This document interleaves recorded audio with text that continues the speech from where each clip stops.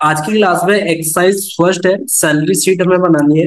Salary sheet बनाने के लिए first company name, then address, फिर हमें एक ब्लैंक रो छोड़नी है, फिर एक रिपोर्ट मीन सब्जेक्ट लिखना है, फिर उसके बाद में एक ब्लैंक रो छोड़नी है, फिर हमें सीरियल नंबर लेने हैं, एम्प्लॉय कोड लेने हैं, एम्प्लॉय नेम लेना है, father's name, then designation. Designation के बाद में हमें बेसिक सैलरी, टोटल डेज और एब्सेंट। फिर हमें लेना है प्रेजेंट डे। प्रेजेंट डे निकालने का मैंने एक फॉर्मूला टाइप किया है। फिर नेट नेट बेसिक पे divide by total days multiply present day. ठीक है, ठीक है। मैं एक्सेल पे चलता हूँ।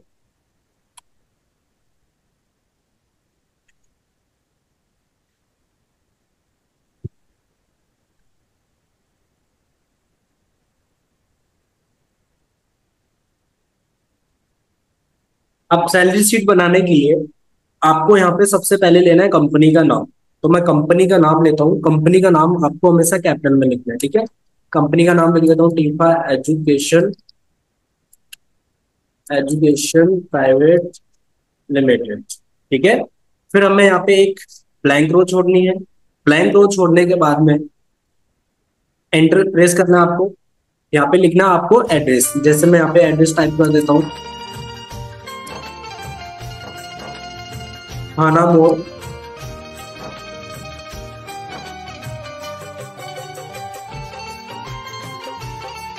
चौमू, जयपुर, राजस्थान। ठीक है, यहाँ पे मैं पिन कोड डाल देता हूँ। फिर हमें एक ब्लैंक रो छोड़नी है। ब्लैंक रो छोड़ने के बाद में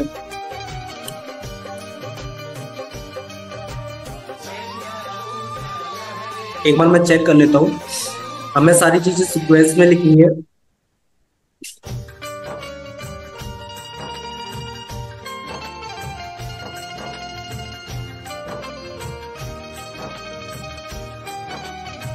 कंपनी के नाम के बाद में हमें कोई भी ब्लैंक रो नहीं छोड़नी है। यहाँ पे मुझे एक ब्लैंक रो छोड़नी है। अब हमें लिखना है रिपोर्ट। रिपोर्ट क्या है? Salary sheet end of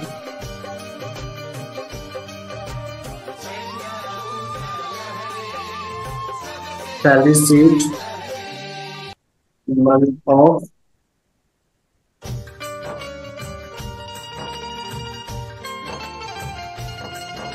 30। ठीक है, समझ में आ रहा है? यस। हाँ। फिर हमें company name, company address, reports मैंने लिख दिया। फिर आपको एक ब्लैंक रो छोड़नी है। ब्लैंक रो छोड़ने के बाद में आपको लिखना है सीरियल नंबर। एंटर, यहाँ पे आपको टाइप करना है सीरियल नंबर। ठीक है। बी कॉलम में आपको लिखना है एम्प्लॉय कोड।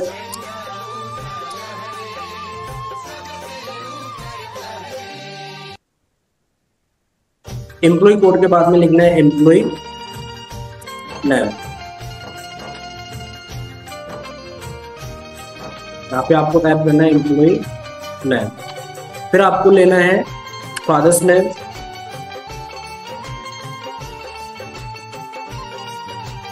Fathers name. अभी मैं टैब बटन का यूज कर रहा हूँ साइड कॉलम में जाने के लिए, ठीक है। फिर लेना मुझे डेजिग्नेशन। डेजिग्नेशन के बाद में हमें बेसिक पे लिखना है। बेसिक पे के बाद में हमें लेना है टोटल डेज। टोटल डेज के बाद में हमें लेना है एब्सेंट डे।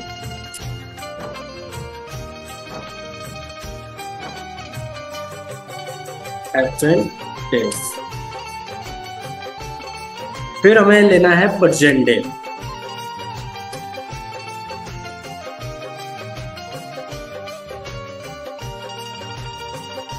प्रेजेंट डे के बाद में हमें यहाँ पे लेना है नेट बेसिक पे।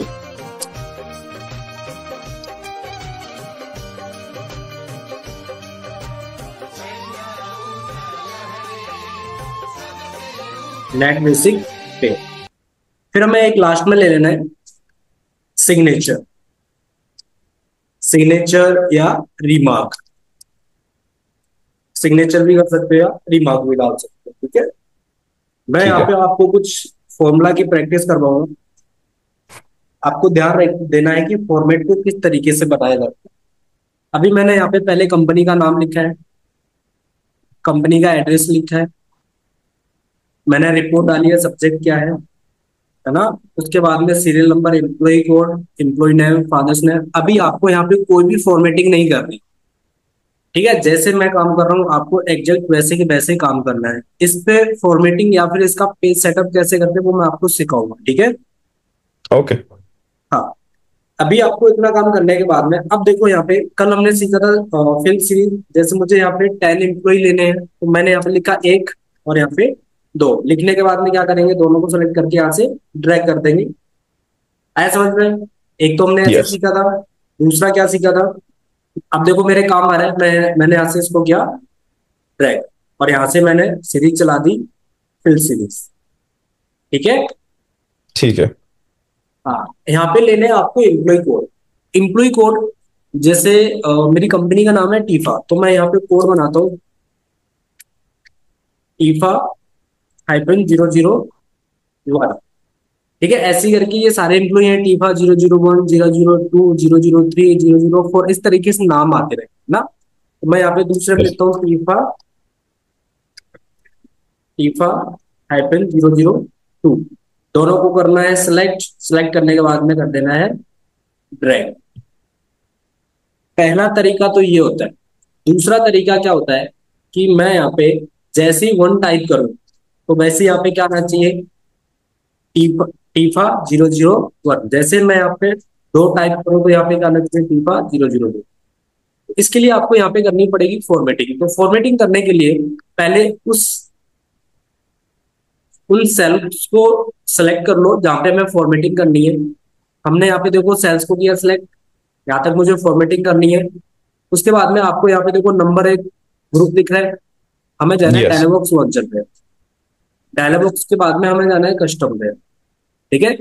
कस्टम के बाद में जो ये जनरल फॉर्मेटिंग है इसको बैक स्पेस से हटा देना। फिर आपको यहाँ पे डबल इनवाइटेड कॉमा में लिखना है TIFFA, double invited comma, hyphen लगा के 000। आपको 3 बार जीरो टाइप करना है और ओके करना है, ठीक है। अब देखो यहाँ पे एक जैसे टाइप करूंगा तो टीफा 001, 2 बार टाइप होगा टीफा 002। मैं एक बार दोबारा से फिर प्रैक्टिस करवा रहा हूँ। हमें उस रेंज को सिलेक्ट करना है जहां हमें फॉर्मेटिंग करनी है, फॉर्मेट पे जाना है, कस्टम, और यहाँ पे जनरल होगा, जनरल को हटा के हमें क्या करना है, double inverted comma, TIFFA, double inverted comma, -000। हमें 3 बार जीरो, अगर 3 बार जीरो जीरो लेंगे तो 3 संख्या आएंगी, अगर 2 बार जीरो लेंगे तो 2 संख्या आएंगी, ठीक है। और इसको मैं कर देता हूँ यहाँ से ओके। अब देखो मैं यहाँ पे एक टाइप कर रहा हूँ तो टीफा 001, दो टाइप कर रहा हूँ तो, समझ आया? यस। ठीक है, आगे चलते हैं। फिर यहाँ पे हमें लेना है एम्प्लॉय नेम। एम्प्लॉय नेम में जैसे मैं यहाँ पे कुछ नाम लिख देता हूँ।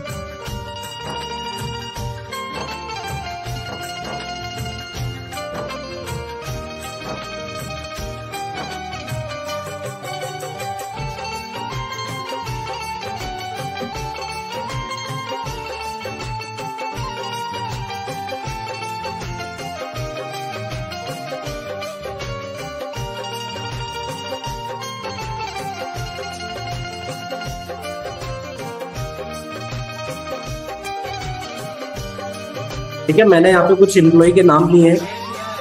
आपको आपको फॉर्मेटिंग वगैरह कुछ नहीं करनी है, ना कॉलम की हाइट बढ़ानी, सॉरी, ना कॉलम की विड्थ बढ़ानी है, रो की हाइट बढ़ानी। जैसे मैं काम कर रहा हूँ आपको वैसे ही वैसे करना है। एम्प्लॉय नेम लिखने के बाद में आपको यहाँ पे लिखना है फादर्स नेम। फादर्स नेम मेरे पास में नहीं है तो मैं यहाँ पे क्या करता हूँ, फादर्स को ही ड्रैग कर देता हूँ, फोटो फिल कर दिया मैंने। अब हम बात करते हैं डेजिग्नेशन। डेजिग्नेशन मीन्स जैसे अंकित है तो ये हमारे यहाँ है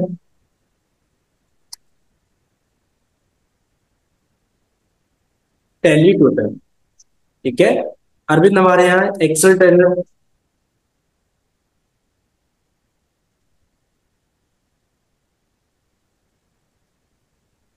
एक्सेल ट्रेनर, और ये है टैली ट्यूटर। अब देखो मैंने यहाँ पे टी ए लिखा है, बाकी यहाँ पे देखो ऑटोमेटिक आ गया टैली ट्यूटर। एक्सेल देखो कितना स्मार्ट है, हमने यहाँ पे सिर्फ ये लिखा है टीए, तो ये खुद समझ लेगा कि टैली ट्यूटर लिखना चाहते हैं। अगर यही लिखना चाहते हैं तो एंटर कर सकते हैं, ठीक है। ये हमारे यहाँ करवाते हैं, ये हमारे यहाँ अकाउंटेंट है, तो मैं यहाँ पे अकाउंटेंट पोस्ट दे देता हूँ। ये भी अकाउंटेंट, आप देखो यहाँ पे ऑटोमेटिक अकाउंटेंट आ गया। ये हमारे यहाँ टैली ट्यूटर है। सुमित हमारे यहाँ के मैनेजर है, ठीक है। ये एचआर पोस्ट पे है।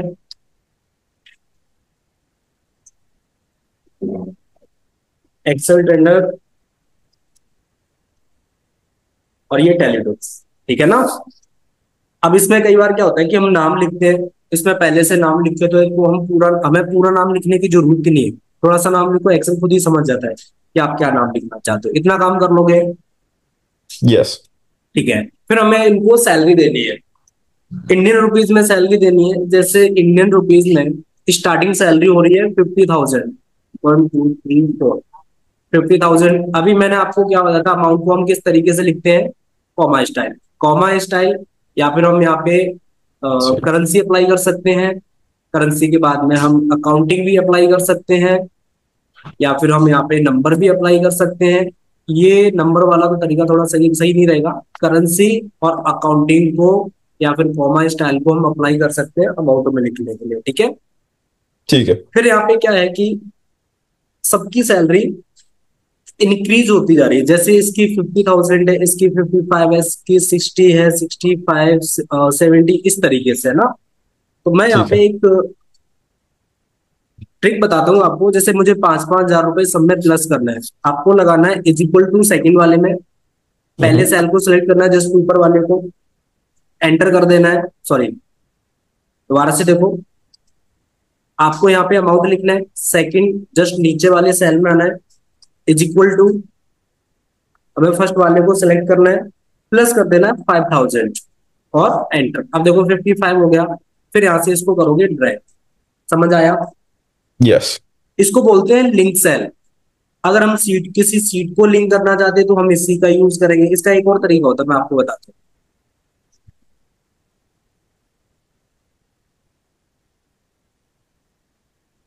इसका तरीका, इसमें एक ही काम आएगा, एक तरीका और है, पर यहाँ पे करेंगे तो थोड़ा काम गड़बड़ हो जाएगा ना, उसको मैं आगे प्रैक्टिस करवाता हूँ उसकी, ठीक है। ओके। ठीक है, आगे है टोटल डेज। मीन्स मई मंथ में टोटल कितने डेज हैं, मई 30। में 31 होते हाँ हैं। जी,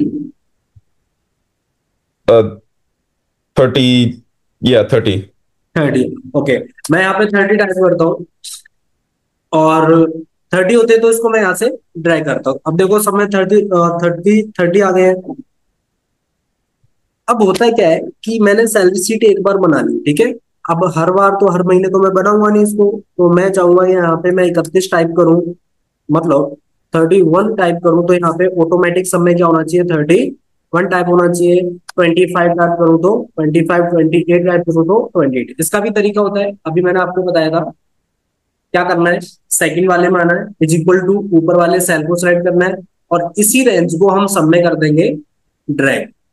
अब इस सेल में हम कुछ भी चेंज करेंगे तो ऑटोमेटिक क्या होगा, सभी सेल्स के अंदर डाटा चेंज हो जाएगा, ठीक है। ठीक है। अब देखो एक बार और देखो, 24 लिखा, 28। इसका एक तरीका तो ये आसान सा तरीका कौन सा है, मैंने यहाँ पे 28 लिखा। इसी सेल की रेंज को मुझे यहाँ पे भी अप्लाई करना है, तो इसके लिए हम क्या करेंगे, जस्ट नीचे वाले में आएंगे, इज इक्वल टू, सेलेक्ट करेंगे G7 और एंटर। यहां से कर देंगे हम इसको ड्रैग, ठीक है। पहला तरीका ये होता है। दूसरा तरीका क्या होता है, आपको इसको करना है कॉपी, कंट्रोल+C, कंट्रोल+C से कर सकते हो, या फिर आप देखो यहाँ पे होम टैब में, यहाँ पे देखो एक कॉपी का ऑप्शन आ रहा है, अभी जब मेरा कर्सर रखा हुआ है, आप इस पे क्लिक करो, कॉपी हो गया। जिस जगह हमें पेस्ट करना है उस रेंज को भी सिलेक्ट करना है। सेलेक्ट करने के बाद में हमें जाना है स्पेशल पेस्ट। स्पेशल पेस्ट के लिए आप यहाँ पे देखो, पेस्ट वाले यहाँ पे एक ऑप्शन दे रखा है, क्लिक यस। करना है आपको, यहाँ पे इस पे करना है ना, दे रखा है ना, डाउन Yes. नेविगेशन, यहाँ पे क्लिक करना है, फिर आपको जाना है पेस्ट स्पेशल पे, फिर यहाँ पे आपको पेस्ट लिंक पे जाना है, दिखाई दे रहा है? Yes. पेस्ट लिंक पे क्लिक करोगे, अब ये देखो, अब मैं यहाँ पे कुछ भी चेंज करता हूँ, तो यहाँ पे जैसे 54 एंटर, चेंज हो गया 31 एंटर। आपको जो भी तरीका पसंद है उस तरीके से कर सकते हो, बाकी मुझे यही बेस्ट लगता है। इज इक्वल टू, पहले वाले को सिलेक्ट करो, एंटर, और यहाँ से कर दो इसको,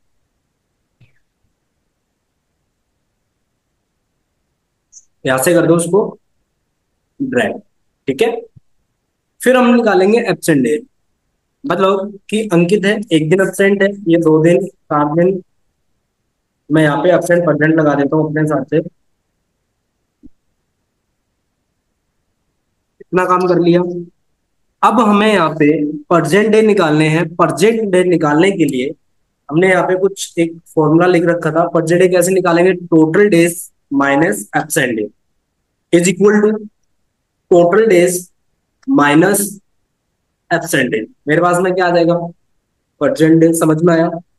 Yes. दोबारा से एक बार फिर बताता हूँ, is equal to 31 mean sorry, G8 को सिलेक्ट किया, माइनस H8 एंटर।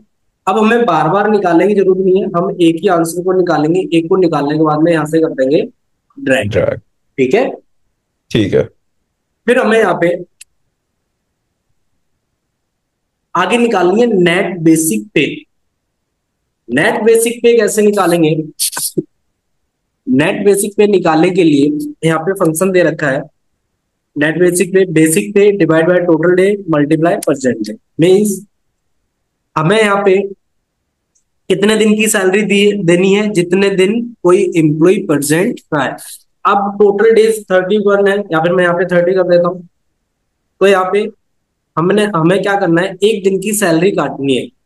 सिर्फ एम्प्लॉय को 29 की देनी है, जैसे अरविंद को 28 डेज की देनी है, इंदर को 26 डेज की देनी है। हम सैलरी कैसे देंगे थोड़ा समझना। बेसिक पे टोटल डेज, ठीक है, इज इक्वल टू, हम पहले क्या करेंगे? 29 डेज की सैलरी निकालने के लिए पहले एक दिन की सैलरी निकालेंगे, ठीक है। ठीक है। कैसे निकालेंगे? हम इस अमाउंट को डिवाइड कर देंगे किससे? 30 से, तो मेरे पास में एक दिन की सैलरी आ जाएगी। फिर हम जो एक दिन की सैलरी आएगी उसको हम मल्टीप्लाई करेंगे किससे? परसेंट डे से, ठीक है। अब देखो कैसे, इसका मैं भाग दे देता हूं, बेसिक पे का भाग दे दिया मैंने टोटल डेज के अंदर।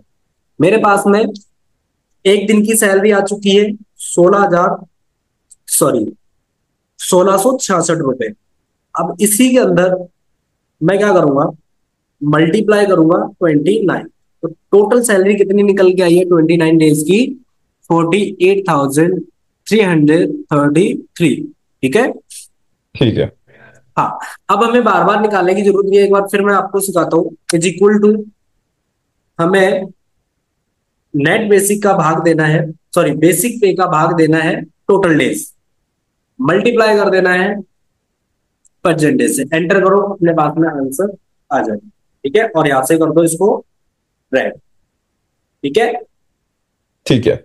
समझ आया? Yes.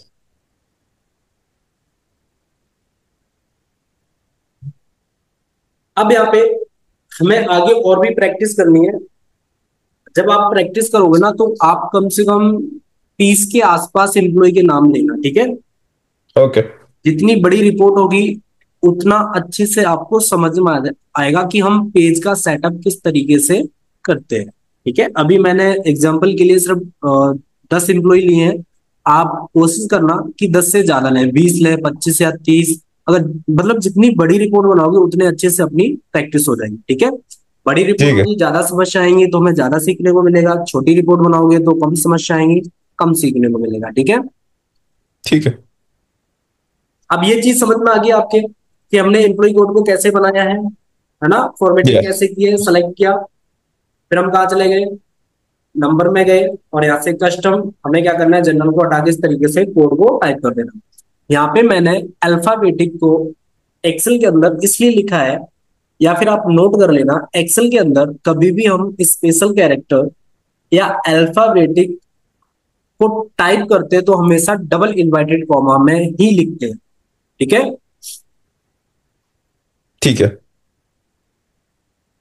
अभी जो हमने यहाँ पे सीखा है इसको बोलते हैं हम लिंक, है ना। अगर आपको एक सीट को दूसरी सीट से लिंक करना है तो भी हम इसी तरीके से करेंगे जैसे मैंने अभी इसको किया है। मींस मैंने इस रेंज को किससे किससे लिंक कर दिया, सॉरी इस रेंज को, मैंने इस रेंज को किससे लिंक किया है, इससे लिंक किया है। अब जैसे मैं यहाँ पे कुछ भी चेंजेस करूंगा तो ऑटोमेटिक क्या होगा, सबके अंदर चेंज हो जाएगा। ठीक है, समझ आया। यस। ठीक है, आज के लिए इतना ही है, बाकी हम सीखेंगे कल। आपको फॉर्मेटिंग